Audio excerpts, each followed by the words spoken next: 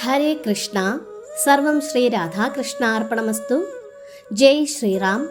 വാൽമീകി രാമായണം ആരണ്യകാണ്ഡം തുടർച്ച. മാരീചന്റെ ഉപദേശം ശിരസാവഹിച്ച് രാവണൻ ലങ്കയിലുള്ള തൻ്റെ രാജകീയ പ്രൗഢി എടുത്തുകാട്ടുന്ന കൊട്ടാരത്തിലേക്കു മടങ്ങി.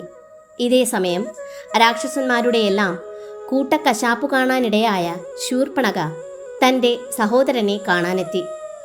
രാവണന് 10 തലയും 20 ബാഹുക്കളും ഉണ്ടായിരുന്നു. അവൻ്റെ ശരീരമാകെ പണ്ടത്തെ യുദ്ധങ്ങളുടെ മുറിപ്പാടുകളും വടുക്കളും നിറഞ്ഞിരുന്നു. വിഷ്ണു ഭഗവാന്റെ സുദർശന ചക്രത്തിൽ നിന്നുണ്ടായ വടുക്കളും അതിൽ ഉൾപ്പെട്ടിരുന്നു.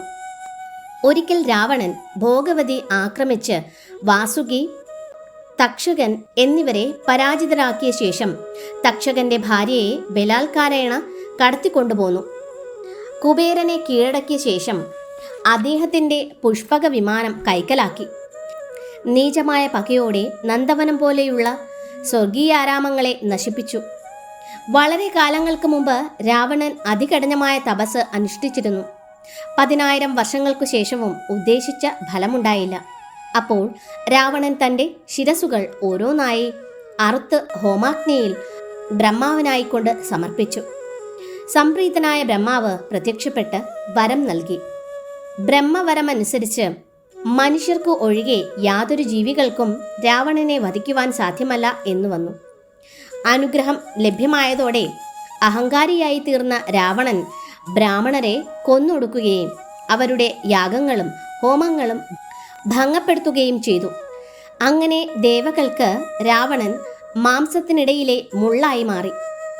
വിഷ്ണു ഭഗവാനോടവർ കേണപേക്ഷിച്ചു രാവണനിൽ നിന്നവരെ രക്ഷിക്കണമെന്ന്. 7 നില മാളികയിൽ സുവർണ സിംഹാസനത്തിലിരുന്ന രാവണനെ തൻ്റെ അംഗഭംഗം വന്ന മുഖം കാണിക്കാനെത്തി ശൂർപ്പണഖ. വികാരവിക്ഷോഭത്തിൽ ഇളകിമറിഞ്ഞ ശൂർപ്പണഖ ദുർഭാഷണം ചെയ്തു. അല്ലയോ പ്രിയ സോദരാ, ആസന്നമായിരിക്കുന്ന അത്യാപത്തിനെ തൃണവൽഗണിച്ച് അങ്ങിപ്പോഴും വിഷയാസക്തനായി സുഖിച്ച് ജീവിക്കുകയാണല്ലേ? സ്വന്തം ഭോഗവാസനകളെ തൃപ്തിപ്പെടുത്താനായി മാത്രം ജീവിക്കുന്ന ഒരു രാജാവിനെ ജനങ്ങൾ വെറുക്കും. നിസ്സംശയം അങ്ങയുടെ ചാരന്മാർ വന്നറിയിച്ചതല്ലേ ജനസ്ഥാനത്തെ 14,000 രാക്ഷസന്മാരെ രാമൻ ഏകനായി വധിച്ചു എന്ന വസ്തുത. സ്വന്തം സഹോദരന്മാരും കൊല്ലപ്പെട്ടവരിൽ പെടുന്നു എന്ന സത്യം. എന്നിട്ടും നിഷ്ക്രിയനായി സിംഹാസനത്തിലിരിക്കുന്ന അങ്ങ് അധികനാൾ അതിലിരിക്കുകയില്ലെന്ന് ഞാൻ തറപ്പിച്ചു പറയുന്നു. നിർഗുണനായ രാജാവ് ജനങ്ങൾക്ക് അഭികാമ്യനല്ല തന്നെ. സ്വന്തം മന്ത്രിമാരുടെ മുന്നിൽ വച്ച് ശൂർപ്പണഖ ഇത്രയും കഠിനമായി ഭർജിച്ചപ്പോൾ രാവണൻ ക്രോധം കൊണ്ട് ഉന്മത്തനായി. എങ്കിലും സ്വയം നിയന്ത്രിച്ച് ഒരു നിമിഷം ചിന്തിച്ച ശേഷം രാവണൻ സഹോദരിയോട് ആരാഞ്ഞു. ആരാണീ രാമൻ? എന്താണ് അവൻ്റെ ബലം? നിന്നെ ഇങ്ങനെ വിരൂപയാക്കിയത് അവനാണോ? പറയുക, എനിക്കെല്ലാം അറിയണം. ശൂർപ്പണഖ മറുപടി പറഞ്ഞു. വിടർന്ന താമരയിതൾ കണ്ണുകളും നീണ്ട ശക്തമായ ബാഹുക്കളുമുള്ള രാമൻ സാക്ഷാൽ കാമദേവനെ പോലെ ഇരിക്കും. ക്ഷത്രിയ വംശത്തിലെ വില്ലാളി വീരനാണെങ്കിലും മാൻതോലും മരവുരിയും ജടയും ധരിച്ചാണവൻ നടക്കുന്നത്. രാമൻ്റെ അനുജനാണ് ലക്ഷ്മണൻ. രാമൻ്റെ നിർദ്ദേശപ്രകാരം അവനാണെൻ്റെ കാതും മൂക്കും അരിഞ്ഞു തള്ളിയത്. രാമൻ്റെ പത്നിയുടെ പേര് സീത. ലക്ഷ്മി ദേവിയെപ്പോലെ സുന്ദരി. വിടർന്ന കണ്ണുകളും അനേകം പൂർണ്ണചന്ദ്രന്മാരെ നിഷ്പ്രഭമാക്കുന്ന മുഖകാന്തിയുമുള്ളവൾ. ഉരുകിയ കാഞ്ചനത്തിൻ്റെ ശോഭയാണ് അവളുടെ ദേഹത്തിന്. ഇടുങ്ങിയ അരയും വിടർന്ന അരക്കെട്ടും നിറഞ്ഞ മാറിടവും അവളെ അനുപമ ലാവണ്യവതിയാക്കുന്നു. രാവണ, സീതയെപ്പോലെ മറ്റൊരു സ്ത്രീ ഈ ലോകത്തിലില്ല. നീ അവളെ കണ്ടാൽ നിശ്ചയമായും പ്രേമോന്മത്തനായിത്തീരും. അവൾ നിനക്കേറ്റവും അനുയോജ്യയായ സഹധർമ്മിണിയായിരിക്കും. അവളെ കൈക്കലാക്കി നിനക്ക് കാഴ്ചവെക്കണമെന്ന ഉദ്ദേശത്തോടെ അവരുടെ അരികത്തണഞ്ഞ നേരത്താണ് ലക്ഷ്മണൻ എന്നെ വിരൂപയാക്കിയത്. സ്വയം വിശ്വസിക്കുന്ന പോലൊരു ധീരനാണ് നീയെങ്കിൽ എത്രയും വേഗേന പോയി സീതയെ തട്ടിക്കൊണ്ടുവരണം. ഇത്രയും കേട്ട രാവണൻ മനസ്സിൽ നിശ്ചയിച്ചുറച്ചു. സീതയെ ഏതുവിധേനയും സ്വന്തമാക്കണം. ഒരിക്കൽ കൂടി മാരീചാശ്രമത്തിലേക്കൊരു യാത്ര പോയി രാവണൻ. തേരിൽ കടൽ താണ്ടി വന്ന രാവണനെ താപസവൃത്തികളിൽ ഏർപ്പെട്ടിരുന്ന മാരീചൻ ബഹുമാനപൂർവ്വം സ്വീകരിച്ചു ചോദിച്ചു, അല്ലയോ രാജാവേ, ഇത്രയും ശീഘ്രത്തിൽ എൻ്റെ ആശ്രമത്തിലേക്ക് മടങ്ങി വരുവാൻ എന്തേ കാരണം? രാവണൻ ഉത്തരം നൽകി, രാമൻ എൻ്റെ രാക്ഷസന്മാരെ കൂട്ടക്കുരുതിക്ക് ഇരയാക്കിയ വാർത്തയറിഞ്ഞ ശേഷം ഒരു നിമിഷ നേരത്തേക്ക് പോലും സമാധാനമെന്തെന്ന് ഞാൻ അറിഞ്ഞിട്ടില്ല. സീതയെ തട്ടിക്കൊണ്ടു പോരാൻ ഞാൻ തീരുമാനിച്ചു കഴിഞ്ഞു. അതിനെനിക്ക് നിന്റെ സഹായം കൂടിയേ തീരൂ. ഇതിനായി ഞാൻ നല്ലൊരു പദ്ധതി തയ്യാറാക്കി വച്ചിട്ടുണ്ട്. സ്വർണ്ണ നിറത്തിൽ വെള്ളിപ്പൊട്ടുകളോടുകൂടിയ ഒരു പുള്ളിമാനായി നീ രൂപം മാറണം. എന്നിട്ട് സീതയുടെ കൺമുന്നിൽ നിന്ന് തുള്ളിക്കളിക്കണം. അത്രയും ഭംഗിയുള്ള അദ്ഭുത മൃഗത്തെ കണ്ട് മനം മയങ്ങിയ സീത തീർച്ചയായും ആ മാനിനെ സ്വന്തമാക്കുവാൻ ആശിക്കും. നീ രാമനെ ദൂരേക്ക് നയിക്കുമ്പോൾ നിരാലംബയായ സീതയെ മോഷ്ടിച്ചുകൊണ്ട് ഞാൻ ലങ്കയിലേക്ക് പോകും. അനന്തരം പ്രിയപത്നി വിയോഗത്താൽ രാമൻ ദുഃഖിതനും അവശനുമാകുമ്പോൾ അവനെ വധിക്കുന്ന കാര്യം എനിക്ക് എളുപ്പമായി തീരും. രാമനെന്ന നാമധേയം ശ്രവിച്ച മാത്രയിൽ തന്നെ മാരീചൻ ഭയം കൊണ്ട് നടുങ്ങി. രാവണന്റെ പദ്ധതി കേട്ടപ്പോൾ അവൻ്റെ വായ ഭീതിയിൽ ഉണങ്ങി വരണ്ടു. കൂപ്പുകൈകളും തുറിച്ച കണ്ണുകളുമായി മാരീചൻ രാവണനെ ഗുണദോഷിച്ചു. അല്ലയോ പ്രഭോ, അങ്ങ് ഈ പദ്ധതിയുമായി മുന്നോട്ടു പോയാൽ ലങ്കയ്ക്കും രാക്ഷസകുലത്തിനും സർവനാശമായിരിക്കും ഫലം എന്ന കാര്യത്തിൽ യാതൊരു സംശയവും വേണ്ട. അങ്ങയുടെ കാമാസക്തിയും രാമന്റെ ബലത്തെക്കുറിച്ചുള്ള അജ്ഞതയും കാരണം സ്വന്തം അന്ത്യത്തിലേക്ക് തന്നെയാണ് അങ്ങയുടെ കുതിച്ചുചാട്ടം. രാമന്റെ അതിശ്രേഷ്ഠമായ ബലത്തെക്കുറിച്ച് ഞാൻ പറയുന്നത് ശ്രദ്ധിച്ചു കേൾക്കുക. എന്നിട്ടു മതി സ്വന്തം നാശം സ്വയം ക്ഷണിച്ചു വരുത്തൽ. പണ്ട് സ്വന്തം അമാനുഷ ശക്തിയെക്കുറിച്ചുള്ള ഹുങ്കോടെ കയ്യിലൊരു ഗദയുമേന്തി ഭൂമിയാകെ അലഞ്ഞു തിരിയുന്ന സ്വഭാവം എനിക്കുണ്ടായിരുന്നു. ദണ്ഡകാരണ്യത്തിലെ മഹർഷിമാരുടെ മാംസം ഭക്ഷിച്ചാണ് ഞാൻ ജീവിച്ചിരുന്നത്. ഭയം കാരണം വിശ്വാമിത്രൻ ദശരഥ രാജാവിനെ സമീപിച്ച് തൻ്റെ യജ്ഞ പരിരക്ഷണത്തിന് രാമൻ്റെ സഹായമർത്ഥിച്ചു. അതിനുശേഷം ഞാൻ യജ്ഞഭംഗത്തിനായവിടെ ചെന്നപ്പോൾ ഒരൊറ്റ ബാണം കൊണ്ട് രാമൻ എന്നെ സമുദ്രത്തിലേക്ക് ചുഴറ്റിയെറിഞ്ഞു. ജീവൻ തിരിച്ചു കിട്ടിയ സന്തോഷത്തിൽ ഞാൻ അപ്പോൾ തന്നെ ലങ്കയിലേക്ക് മടങ്ങി. തീജ്വാല പോലെ നാവുള്ള മൂർച്ചയേറിയ കൊമ്പുകളുള്ള ഒരു മാനിൻ്റെ രൂപം ധരിച്ച് ഞാൻ വീണ്ടും ഋഷികളുടെ രക്തം കുടിക്കുവാനായി ദണ്ഡകാരണ്യത്തിൽ അലഞ്ഞു തിരിഞ്ഞു. തദവസരത്തിൽ സീതാലക്ഷ്മണ സമേതനായി താപസ വേഷത്തിൽ ദണ്ഡകാരണ്യത്തിൽ അലഞ്ഞു തിരിയുന്ന രാമനെ ഞാൻ വീണ്ടും കാണുവാനിടയായി. ആ സന്ദർഭം രാമനോട് പ്രതികാരം ചെയ്യുവാൻ ഞാൻ വിനിയോഗിച്ചു. പക്ഷേ കേവലമൊരു താപസനെന്ന് കരുതി ഞാൻ ആക്രമിച്ചപ്പോൾ രാമൻ 3 അമ്പുകളെയ്ത് എൻ്റെ 2 തോഴരെ അപ്പോൾ തന്നെ വകവരുത്തി. ജീവനും കൊണ്ട് ഞാൻ ഓടി രക്ഷപ്പെട്ടു. യുദ്ധഭൂമിയിൽ നിന്ന് പിന്തിരിഞ്ഞോടുന്നവനെ രാമബാണങ്ങൾ ഹനിക്കാറില്ല എന്നതുകൊണ്ട് മാത്രമായിരിക്കണം ഞാൻ രക്ഷപ്പെട്ടത്. അന്നു തൊട്ട് എൻ്റെ ഹൃദയത്തിൽ രാമനെ ഓർത്തുള്ള ഭയം ഒരു വിഭ്രാന്തിയായി മാറി. അതിൻ്റെ ഫലമായി ഹിംസയിലും യുദ്ധത്തിലും ഉണ്ടായിരുന്ന താല്പര്യം ഞാൻ ഉപേക്ഷിച്ചു. മറ്റുള്ളവരോടുള്ള ക്രൂരത വെടിഞ്ഞതോടെ എൻ്റെ ജീവിതം യോഗിയായ ഒരു സന്യാസിയുടേതായി മാറി. എന്നിട്ടും മനസമാധാനമെന്നത് ഇപ്പോഴും എനിക്കില്ല. കേവലമൊരു മരം കാണുമ്പോൾ കൂടിയും മരമായി രൂപം മാറിയ രാമനാണോ അതെന്ന് ഞാൻ സംശയിക്കും. അങ്ങനെ ഈ കാനനമാകെയും മരങ്ങളായി മാറിയ രാമന്മാരെ കൊണ്ട് നിറഞ്ഞിരിക്കുകയാണെന്ന് ഭാവന ചെയ്ത് ഞാൻ പേടിച്ചു വരച്ചാണ് ജീവിക്കുന്നത്. ചിലപ്പോൾ രാമനെ ഞാൻ എൻ്റെ സ്വപ്നങ്ങളിൽ കാണും. ഉച്ചത്തിൽ മിടിക്കുന്ന ഹൃദയവുമായി ഭയന്നു വിറച്ച് ഞാൻ ഉണരും. രാ എന്ന അക്ഷരത്തിൽ തുടങ്ങുന്ന വാക്കുകൾ പോലും രഥം, രത്നം എന്നിങ്ങനെ കേൾക്കുന്ന മാത്രയിൽ എൻ്റെ ഹൃദയം വിറകൊള്ളുന്നു. രാമനെ ഞാൻ അത്രമാത്രം ഭയപ്പെടുന്നു. ആയതിനാൽ അല്ലയോ രാജാവേ, അങ്ങയുടെയും എൻ്റെയും നന്മയ്ക്കായി ഞാൻ അങ്ങയെ ഉപദേശിക്കുന്നു. സീതയെ അപഹരിക്കാമെന്ന ചിന്ത ഉപേക്ഷിക്കണമെന്ന്. രാമനെ ഭയപ്പെടണമെന്നതിരിക്കട്ടെ, അങ്ങ് എന്തിനാണ് ഇത്തരമൊരു പാപപ്രവൃത്തി ചെയ്യുന്നത്? അന്യൻ്റെ ഭാര്യയെ മോഷ്ടിക്കുന്നത് പോലൊരു ഹീനമായ കുറ്റകൃത്യം വേറെയില്ല. ഏറ്റവും ക്രൂരമായ ശിക്ഷയാണ് ഈ അപരാധത്തിന് വിധിക്കപ്പെടുക. താങ്കൾക്ക് ആയിരക്കണക്കിന് ഭാര്യമാരുണ്ടല്ലോ. അവരുമായി സംതൃപ്തിയോടെ, അന്തസ്സോടെ, സമ്പത്തോടെ, സാമ്രാജ്യത്തോടെ, സർവോപരി ജീവനോടെ ഇരിക്കുന്നതല്ലയോ ഏറ്റവും അഭികാമ്യം? വളരെ നീണ്ട ഈ ഉപദേശം ക്ഷമയോടെ ശ്രവിച്ച ശേഷം രാവണൻ ക്രുദ്ധനായി മറുപടി പറഞ്ഞു.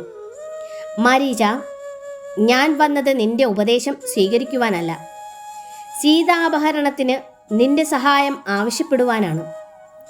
എൻ്റെ മന്ത്രി എന്ന നിലയ്ക്ക് ആവശ്യപ്പെട്ടാൽ മാത്രം ഉപദേശിക്കുകയെന്നതും ചോദ്യം ചെയ്യാതെ എൻ്റെ ആജ്ഞകൾ അനുസരിക്കുക എന്നതും മാത്രമാണ് നിന്റെ കടമ.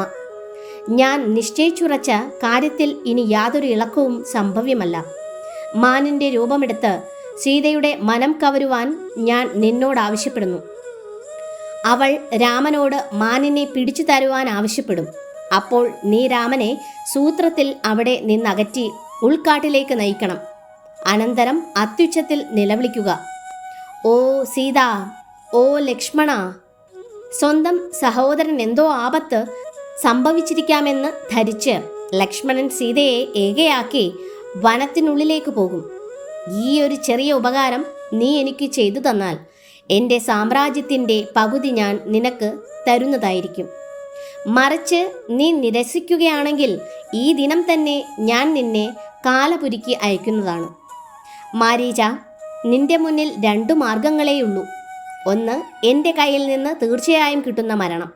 2, രാമൻ്റെ കയ്യിൽ നിന്ന് ഒരു പക്ഷേ കിട്ടിയേക്കാവുന്ന മരണം. വേഗം തീരുമാനമെടുക്കുക. മാരീചൻ ധൈര്യം അവലംബിച്ചോതി. സ്തുതിപാഠകർ സുലഭമാണ്. അതേസമയം നന്മയ്ക്കു വേണ്ടി അസുഖകരമെങ്കിലും സത്യം പറയുന്നവനെ കിട്ടുക തികച്ചും അപൂർവമത്രേ. ഒരു മന്ത്രിയുടെ കടമ ശരിയായ ഉപദേശം നൽകുക എന്നതാണ്. ആവശ്യപ്പെട്ടില്ലെങ്കിൽ കൂടിയും അത് നൽകേണ്ടത് മന്ത്രിയുടെ ചുമതലയാണ്. പ്രത്യേകിച്ചും രാജാവ് തെറ്റായ മാർഗത്തിലേക്ക് നയിക്കപ്പെടുന്നു എന്ന് കാണുമ്പോൾ. നിർഭാഗ്യവശാൽ മരണം ആസന്നമാകുന്ന വേളയിൽ ഒരു മനുഷ്യനും നല്ല ഉപദേശം സ്വീകരിച്ചു കാണാറില്ല. അല്ലയോ രാജൻ, താങ്കളുടെ പദ്ധതി നടപ്പാക്കപ്പെട്ടാൽ നാം ഇരുവരും മൃതരാകുമെന്ന വസ്തുതയിൽ എനിക്ക് യാതൊരു സന്ദേഹവുമില്ല. എങ്കിലും സമുന്നതനായ ഒരു വ്യക്തിയുടെ കൈകൊണ്ട് യുദ്ധഭൂമിയിൽ വധിക്കപ്പെടുന്നതാണ് ഇവിടെ ഇപ്പോൾ താങ്കളുടെ കൈകൊണ്ട് മരിക്കുന്നതിനേക്കാൾ എന്തുകൊണ്ടും ഉത്തമം. വരിക, ഉടൻ തന്നെ ദണ്ഡകാരണ്യത്തിലേക്ക് യാത്രയാകാം. മാരീചന്റെ സഹകരണം ലഭ്യമായ സന്തോഷത്തിൽ രാവണൻ അവനെ കെട്ടിപ്പുണർന്നു. അനന്തരം രാവണന്റെ വായുരഥത്തിലേറി ഇരുവരും ദണ്ഡകവനത്തിലേക്ക് യാത്ര തിരിച്ചു. അനേകം കാനനങ്ങളും നദികളും നഗരങ്ങളും കൃഷിയിടങ്ങളും താണ്ടി ദണ്ഡകാരണ്യത്തിലെത്തിയ അവർ സീതാരാമ ലക്ഷ്മണന്മാർ തങ്ങിയിരിക്കുന്ന പ്രദേശത്തിനരികിലായി രഥമിറക്കി. അനന്തരം മാരീചൻ പുള്ളിമാന്റെ രൂപം പൂണ്ട് രാമകുടീരത്തിന് മുന്നിലായി തുള്ളിക്കളിക്കുവാൻ തുടങ്ങി. സ്വർണമാനിന് ആഭരണമെന്നോണം ശരീരമെങ്ങും വെള്ളിപ്പുള്ളികളുണ്ടായിരുന്നു. അതിൻ്റെ വായ പാടലവർണ്ണം പൂണ്ട താമരപ്പൂ പോലെ മനോമോഹനമായിരുന്നു. വാലിനാകട്ടെ മഴവില്ലിൻ്റെ ആകൃതിയും ലാവണ്യവും ഉണ്ടായിരുന്നു. കർണങ്ങളോ നീലാവ ചിന്തുന്നവയും. ചുരുക്കത്തിൽ ആ മായപ്പൊന്മാൻ ആദ്യന്തം അമൂല്യങ്ങളായ ആഭരണങ്ങളാൽ നിർമ്മിക്കപ്പെട്ട അതിസുന്ദര രൂപമായി കാണപ്പെട്ടു. ആ പുള്ളിമാൻ കണ്ണഞ്ചിപ്പിക്കുന്ന പ്രഭയാൽ രാമന്റെ പർണശാലയ്ക്ക് ചുറ്റും ഒരു പ്രകാശവലയം തീർത്തു. ഇളം പുല്ലു ചവച്ചും മരങ്ങൾക്കിടയിലൂടെ തുള്ളിച്ചാടി ഓടിയും മാന്ത്രിക പൊന്മാൻ അവിടെ യഥേഷ്ടം വിഹരിച്ചു. മാന്തോപ്പിലും അശോക കർണികാര വൃക്ഷങ്ങൾക്കരികിലും പൂവിറുത്ത് നടന്നിരുന്ന സീതയെ മാരീചനാകിയ സ്വർണമാൻ തുള്ളിച്ചാടിയും ഓടിയും പതുങ്ങിക്കിടന്നും ഹഠാത് ആകർഷിച്ച് വശപ്പെടുത്തി. രാക്ഷസ പൊന്മാനിൻ്റെ പ്രത്യേക ഗന്ധം തിരിച്ചറിഞ്ഞ് ഭയന്ന മറ്റുള്ള മാനുകൾ ഉൾവനത്തിലേക്ക് ഓടിപ്പോയി. മായപ്പൊന്മാൻ പൊടുന്നനവെ തൊട്ടരികെ വന്നു നിന്നപ്പോൾ സീത മാരീചന്റെ മാന്ത്രിക ശക്തിക്ക് അടിമപ്പെട്ടുപോയി. ഇത്രയും അത്ഭുതകരമായ ഒരു മാനിനെ അവൾ എങ്ങുമേ കണ്ടിട്ടുണ്ടായിരുന്നില്ല. ആശ്ചര്യം കൊണ്ട് വിടർന്നു വികസിച്ച മിഴികളുമായി സീത ഉച്ചത്തിൽ വിളിച്ചു, രാമ, ലക്ഷ്മണ, ഇവിടേക്ക് ഓടി വരൂ. മാനിനെ കണ്ട നിമിഷം തന്നെ ലക്ഷ്മണൻ ജാഗരൂകനായി. ഇതൊരു ചതിയാണ്. മാനായി വന്നിരിക്കുന്നത് തീർച്ചയായും പ്രതികാരദാഹം മൂത്ത മാരീച രാക്ഷസൻ തന്നെയായിരിക്കണം. വനത്തിൽ വേട്ടയ്ക്കായി വരുന്ന രാജാക്കന്മാരെ വഴി തടഞ്ഞു ഉപദ്രവിക്കുവാനായി അവൻ ഇത്തരം രൂപഭേദങ്ങൾ സ്വീകരിക്കാറുണ്ടെന്ന് കേട്ടിരിക്കുന്നു. പക്ഷേ സീത ഇടയ്ക്കു കയറി ലക്ഷ്മണ ഭാഷണം തടസ്സപ്പെടുത്തി. കാരണം മാനിൻ്റെ സൗന്ദര്യത്തിൽ അവളുടെ ബുദ്ധി മന്ദീഭവിച്ചിരുന്നു. അവൾ രാമനോട് ആവശ്യപ്പെട്ടു, രാമ, വേഗം പോകൂ, എൻ്റെ മനം കവർന്ന മാനിനെ പിടിച്ചുകൊണ്ടുവരൂ. ഈ വനത്തിനുള്ളിലെ വിരസ ജീവിതത്തിൽ നിന്ന് കരകയറുവാൻ ഈ ഓമന മൃഗം നമ്മെ വളരെയധികം സഹായിക്കും. ഇതിനെ അങ്ങ് ജീവനോടെ കൈവശപ്പെടുത്തിയാൽ വനവാസകാലം കഴിഞ്ഞ് അയോധ്യയിലേക്ക് മടങ്ങുമ്പോൾ ഞാൻ ഇതിനെയും കൊണ്ടുപോകും. തീർച്ചയായും ഈ മാൻ ഭരതനെയും നമ്മുടെ അമ്മമാരെയും ആനന്ദത്തിൽ ആറാടിക്കും. രാമ, എനിക്ക് കളിക്കുവാൻ കൂട്ടിന് ആ മാനിനെ പിടിച്ചു തരൂ. എത്ര സുന്ദരമാണതിൻ്റെ മേനി. മൃദുലമായ ത്വക്ക് ചന്ദ്രനെ പോലെ പ്രകാശിക്കുന്നു. പ്രിയതമ, അങ്ങേക്കിതിനെ ജീവനോടെ പിടികൂടുവാനായില്ലെങ്കിൽ അതിനെ കൊന്നുകൊണ്ടുവരിക. ആഭരണം പോലെ ശോഭിക്കുന്ന തോലുകൊണ്ട് ഞാൻ കമ്പളമുണ്ടാക്കും. ഞാനൊരു വിഡ്ഢിയാണെന്ന് അങ്ങേക്ക് തോന്നുന്നുണ്ടാവും. പക്ഷേ എനിക്ക് ആ മാനിനെ കിട്ടിയേ മതിയാവും. എൻ്റെ മനസ്സാകെ കൈവശപ്പെടുത്തിയിരിക്കുകയാണ് ആ മാൻ. സീതയുടെ അത്രയും ഗാഢമായ ഒരു ആഗ്രഹം നിറവേറ്റി കൊടുക്കുവാൻ സന്ദർഭം ലഭിച്ചതിൽ രാമൻ ആഹ്ലാദവാനായി. അതുമാത്രമല്ല, മാനിൻ്റെ മാസ്മര സൗന്ദര്യം രാമ ഹൃദയത്തെയും വശീകരിച്ചിരുന്നു. രാമൻ ലക്ഷ്മണനോട് പറഞ്ഞു, സീതയ്ക്ക് ഇത്രയേറെ ആകർഷണമുണ്ടായ സ്ഥിതിക്ക് മാനിനെ പിടിച്ചു കൊടുക്കേണ്ടതാണെന്ന് എനിക്ക് തോന്നുന്നു. ഒരു തീജ്വാല പോലെയോ കാർമേഘ കീറിലെ മിന്നൽ പിണർ പോലെയോ പായുന്ന അതിൻ്റെ ജിഹ്വ നീ കണ്ടുപോകും. സ്വർഗീയ ആരാമമായ നന്ദനവനത്തിലോ ചൈത്രരഥത്തിലോ കൂടിയും ഇത്രയും അഴകുള്ള മാനിനെ കാണുക അസാധ്യം. പക്ഷേ ഒരു കാര്യം ഉറപ്പാണ്, ഇത്രയും അഴക് ഈ മാനിന് ജീവാപായം വരുത്തും. എനിക്കും സീതയ്ക്കും ഒരുമിച്ചിരുന്ന് ആസ്വദിക്കുവാൻ ഞാനൊരു പരവതാനി ഉണ്ടാക്കും ഈ മാനിൻ്റെ കാഞ്ചനത്തോൾ കൊണ്ട്. പിന്നെ നീ പറയുന്ന പോലെ ഈ മാൻ മാരീചൻ തന്നെയാണെങ്കിൽ അവനെ വധിക്കുന്നത് കൊണ്ട് ഈ വനങ്ങളിലെ ഋഷിമാർക്കെല്ലാം ആശ്വാസമുണ്ടാവുകയും ചെയ്യും. ലക്ഷ്മണ, ഞാൻ മടങ്ങി വരുന്നതുവരെ അമ്പും വില്ലും കയ്യിലേന്തി സീതയെ ദത്തശ്രദ്ധനായി സംരക്ഷിക്കുക. ഇത്രയും പറഞ്ഞ് രാമൻ ഒരു ഖഡ്ഗവും വില്ലും 2 ആവനാഴികളും എടുത്ത നേരം പൊടുന്നനവേ മാരീചൻ കാഴ്ചയിൽ നിന്ന് അപ്രത്യക്ഷനായി. രാമൻ വനത്തിനുള്ളിലേക്ക് പ്രവേശിച്ചപ്പോൾ വീണ്ടും അതിനെ കാണാനായി. സ്വർണ്ണമാൻ പിന്നിലേക്ക് നോക്കി വളരെ വേഗം മുന്നിലേക്ക് ഓടുന്നതാണ് കണ്ടത്. വീണ്ടും രാമനെ ആകർഷിക്കാനെന്നോണം ആ മാൻ രാമൻ്റെ അരികിലെത്തി. രാമൻ ഓടി അടുത്തപ്പോഴേക്കും മാൻ വീണ്ടും കൺമറഞ്ഞു. ഇങ്ങനെ നിരന്തരം പ്രത്യക്ഷപ്പെട്ടും അപ്രത്യക്ഷപ്പെട്ടും മായപ്പൊന്മാൻ രാമനെ പർണശാലയിൽ നിന്നും ഏറെ അകലത്തെത്തിച്ചു. ആ മൃഗത്തിൻ്റെ നിഗൂഢമായ പെരുമാറ്റ രീതികൾ കണ്ട് രാമൻ അന്ധാളിച്ചു പോയി. ഒപ്പം നിസ്സഹായതയും അക്ഷമയും രാമനെ അലട്ടുവാൻ തുടങ്ങി. ഒടുക്കം മാനിൻ്റെ പിന്നാലെ ഓടിത്തളർന്ന രാമൻ ഒരു മരത്തണലിൽ വിശ്രമിക്കുവാൻ ഒരുമ്പെട്ടു. ആ നിമിഷത്തിൽ മാൻ വീണ്ടും ദൃഷ്ടിഗോചരമായി. എഴുന്നേറ്റ് പിടിക്കുവാനാഞ്ഞപ്പോൾ അത്ഭുതകരമാം വണ്ണം അപ്രത്യക്ഷനാവുകയും ചെയ്തു. ക്ഷമ നശിച്ച രാമൻ മാനിനെ വധിക്കുകയല്ലാതെ മറ്റു മാർഗമൊന്നുമില്ലെന്ന് ചിന്തിച്ചുറച്ചു. താമസിയാതെ ജ്വലിക്കുന്ന ബ്രഹ്മാസ്ത്രം മാനിനെ ലക്ഷ്യമാക്കി തൊടുത്തുവിട്ടു. ഉയർന്നു പൊങ്ങിച്ചാടി രാമബാണം ഒഴിവാക്കാൻ മാരീചൻ ശ്രമിച്ചുവെങ്കിലും അത് വിജയിച്ചില്ല. ഹൃദയത്തിൽ തുളച്ചുകയറിയ ബ്രഹ്മാസ്ത്രമേറ്റ് മാരീചൻ നിലത്ത് വീണതും മാനിൻ്റെ രൂപം വെടിഞ്ഞ് രാക്ഷസരൂപം സ്വീകരിച്ചു. ആ നിമിഷത്തിൽ രാവണന്റെ നിർദ്ദേശം ഓർമ്മ വരികയാൽ ചടുതിയിൽ രാമന്റെ ശബ്ദം അനുകരിച്ച് ഉച്ചത്തിൽ വിലാപസ്വരത്തിൽ വിളിച്ചു, ഓ സീത, ഓ ലക്ഷ്മണ. അതോടൊപ്പം മാരീചൻ ജീവൻ വെടിയുകയും ചെയ്തു. മാരീചന്റെ ചതി മനസ്സിലാക്കിയ രാമൻ അത്യധികം വിഷാദവാനായി.